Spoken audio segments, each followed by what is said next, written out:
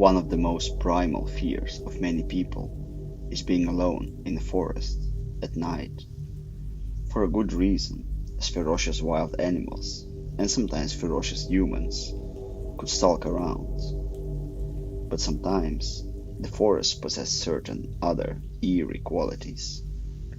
In northwestern Romania lies the famed Transylvania region, which is known for the rich folklore associated with the region, involving vampires and Gothic and medieval themes. Fittingly for this mysterious region near Cluj-Napoca, the second biggest city of Romania, lies the Hoia Baciu forest, which is often dubbed the most haunted forest in the world, because of the various strange phenomena surrounding the forest.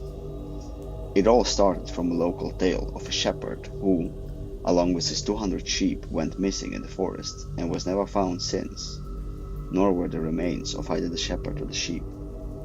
Since then, other disappearances have been happening in the forest, with another local legend telling the story of a 5-year-old girl who disappeared into the forest, emerging years later, unchanged, unaged, and wearing the same clothes.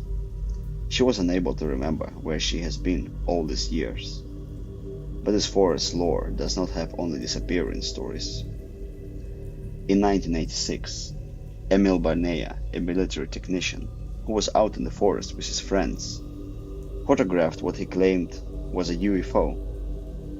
Now, there are many UFO sightings out there, and many of those are nothing more than a cry for attention. What makes this story different, though, is that Barnea had nothing to gain from reporting the sighting, and practically everything to lose.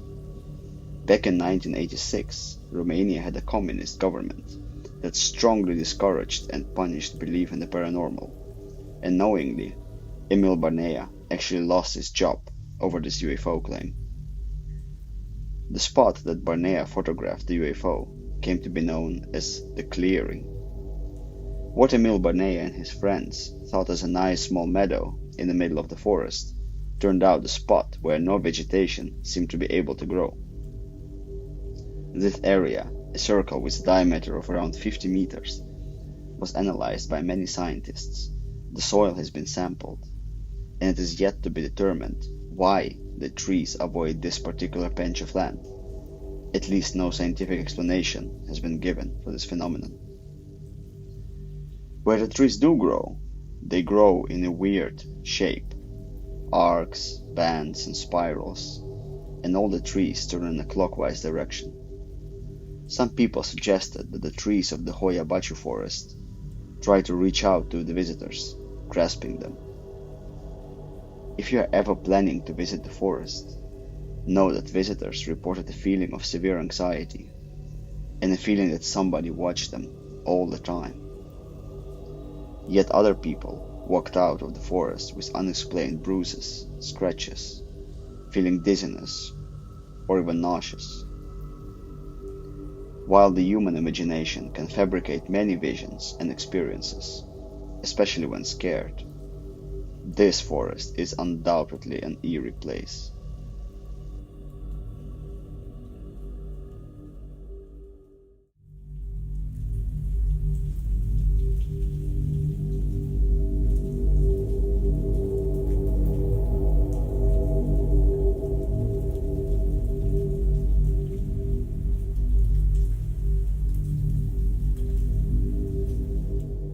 Some geographic relics of the past seem to have lost its meaning, while some others have gained a new one. While a haunted forest in Romania with crooked trees still puzzles experts to this day, some other places have gained their explanation through the attention of the internet users. In northern Kazakhstan, there lies the Kostanay region. This region itself is about as big as the countries of Senegal, Syria, and Cambodia, but only has a population of 835,000, or about 4 people per square kilometer. For comparison, in Syria, the population density is around 118 people per square kilometer, while a European city like Amsterdam, the density is almost 5,300 people per square kilometer. Kostanay has a very continental and arid climate, with steppe-like surroundings, covering the majority of the region and stretching for hundreds of kilometers on end. Here, about 250 kilometers south of the Russian border, lie two towns, Perelesky and Lysakovsk. They are both small, rural towns, seemingly in the middle of nowhere. Perelesky is the smaller of the two towns, and looking from above, it is sometimes hard to understand what kind of buildings are there, and what precisely are these entities here. Are they animals? Or people? Moving further out of Perelesky, there is a whole lot of marsh-like environments, sometimes weirdly colored, but mostly it's just nothing. On our way to Lysakovsk, we encounter more of nothing, seemingly random strips of green vegetation that look almost painted over, but also these holes with water. Is this even water?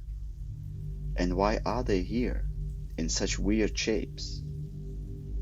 One possible explanation I found would be that these are some artificial water reservoirs that are formed as a result of mining work in the region, but they do look quite mysterious nonetheless. Moving further, we encountered the following location. What are these sharp, needle-like formations here? Are these formations part of a road that previously went over the water? Or are they natural formations? Then we arrive at the town of Lysakovsk, a bigger town with a population of about 36,000 people. Historically, the town was heavily involved in the mining of highly phosphorus iron ore. Come to think of it, maybe the blackish color of the water formations we saw before are related to that.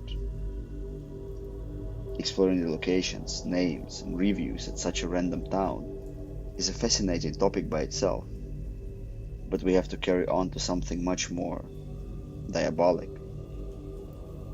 About 25 kilometers west of Lysakovsk lies what seems to be like a park with some scattered trees. But weirdly, this park is shaped like a pentagram. When we click on the Google Maps place surrounding the pentagram, we can see quite some weird things, like some random, seemingly unrelated pictures, TikTok videos, and comments. Now obviously, with such places, people like to mess around and post funny and unrelated reactions, but I can't help but feel a bit disturbed by this place. The history of the pentagram is however not as diabolic as it might seem. Kazakhstan was, until its dissolution in 1991, a Soviet Union republic, and the pentagram-shaped park turns out to be an unfinished pioneer campsite, and the star, if we pan the camera around, does indeed look like the main Soviet symbol, the Red Star. It was supposed to become a red-colored star and be the central spot for a bigger pioneer camp that was planned around it, but that idea, for some reason, never came to fruition. One Google Maps comment on this place mentioned that during the Second World War, the Nazis attempted to plant maple trees in the park, in the shape of a swastika. However, as this is not currently seen in the satellite imagery, this is either a hoax or the trees have been removed since. If you would venture to the region and want to visit the Kazakhstan pentagram, try to not summon any demons that you would not want to handle there and then.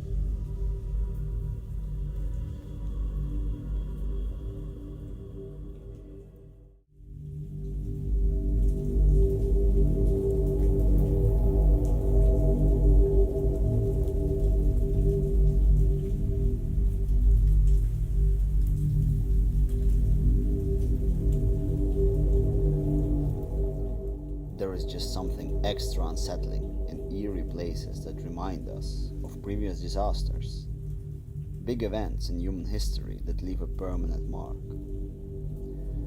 The Chernobyl exclusion zone is a 2,600 square kilometer zone surrounding the Chernobyl nuclear plant, occupying parts of Ukraine and Belarus, following the Chernobyl nuclear disaster that occurred on the 26th of April, 1986. Apart from some 200 Samasyole, who are willing residents of the exclusion zone, the area has been completely abandoned of human activity, save for the efforts to maintain the Chernobyl nuclear plant itself. The haunting legacy of Chernobyl's disaster provides a somber backdrop to the remaining locations in the area. These locations, seemingly frozen in time and reclaimed by nature, often paint a haunting picture. Once a well-populated town of around 50,000 people, Pripyat now officially has zero residents, as the trees have become the only true owners of the town, densely growing between the abandoned Soviet-era buildings. Around 10 kilometers to the southeast of Pripyat lies the children's camp Emerald, which was a peaceful holiday camp for the children of the military and scientific workers that were stationed in the surrounding towns. One of such towns, named Chernobyl II, was a small, secret military town, a shadow of the neighboring town of Chernobyl. It housed a huge, over-the-horizon radar called Duga-1, which is infamous for being so powerful that it interfered with many radio broadcasts all over the world, earning it the title Russian Woodpecker, referring to the characteristic sharp and repetitive tapping it introduced into the broadcasts. But let's go back to the children's holiday camp. The families would send their children to the summer camp to spend time with other kids, and it had much to offer. Many colorful huts with murals of beloved Soviet cartoons and book characters, a cinema, a ballroom, and even a boathouse. It must have been a place of joy, relaxation, and play until the disaster struck. Disturbingly, this place wasn't immediately abandoned following the nuclear incident. Because of its convenient location close to the nuclear plant site and access to water, it was used to house the so-called Chernobyl liquidators, who were the civil and military personnel that was called upon to deal with the consequences of the nuclear disaster. It is difficult to imagine what hardships the liquidators had to go through during that time, and then to imagine that they were housed in these children's huts with cartoon murals. I only hope that the scenery around them gave them a smile from time to time.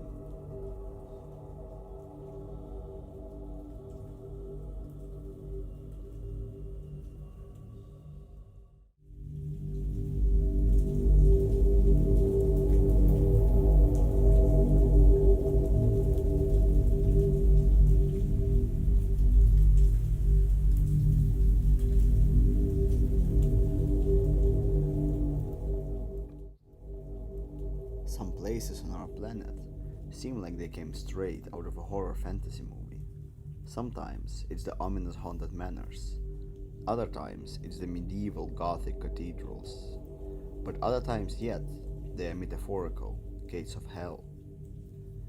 In the midst of a vast and sparsely populated country of Turkmenistan, in the barren and desolate Kurukum Desert, there lies the Darvaza gas crater. A surreal and mesmerizing sight, this crater with a diameter of around 65 meters, in a depth of 30 meters, has been burning hot with hot flames, uninterrupted, for somewhere between 40 and 50 years. Different sources tell different stories as to when the initial fire was stoked, ranging from the beginning of the 1970s to mid-1980s. The disagreements between the stories arise because the origins of the Darvaza gas crater seems to be covered in secrecy, absence of records, and classified or inaccessible documents. What we do know is that the Soviets built up an elaborate mining activity in the Kurkuma Desert, even more sparsely populated than the region from our Kazakhstan entry. This desert only houses an average of one person per 6.5 square kilometers. But being rich in natural reserves such as oil and gas, it was destined for exploitation by Soviet Union. Similarly to the formations we saw in the Kostanay region of Kazakhstan, the desert in Turkmenistan is also sporadically covered by craters that are resulting from the gas mining activity. However, there is one particular gas crater near the Darvaza village that garnered the attention of many people and was dubbed with the ominous name, the Gates of Hell. As it sometimes happens during mining operations, this gas field collapsed into an underground cavern sometime during the 70s and or 80s of the previous century. While this kind of situations are rare, there exist different ways of containing the consequences of such collapse. Efforts are typically made to contain any released gas or to secure the area to prevent accidents. This can involve sealing of the site, evacuating nearby areas, and implementing measures to capture or redirect the gas. Depending on the situation, the gas might be safely extracted and utilized, or the site might be remediated in a way that minimizes environmental and safety risks. This could involve drilling relief wells to relieve gas pressure, or using other engineering solutions to manage the release of gas into the air. However, what transpired after the collapse of the Darvaza gas field was not quite the standard procedure. According to some reports, the ground beneath the drilling rig collapsed, creating a large hole and releasing a significant amount of methane gas into the atmosphere.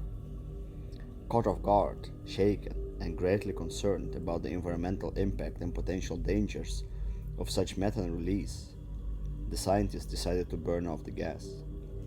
They expected the fire to consume all the released methane in a few weeks, but the gas supply turned out to be far, far bigger than anticipated. In fact, instead of a few weeks, the fires have not extinguished in over half a century.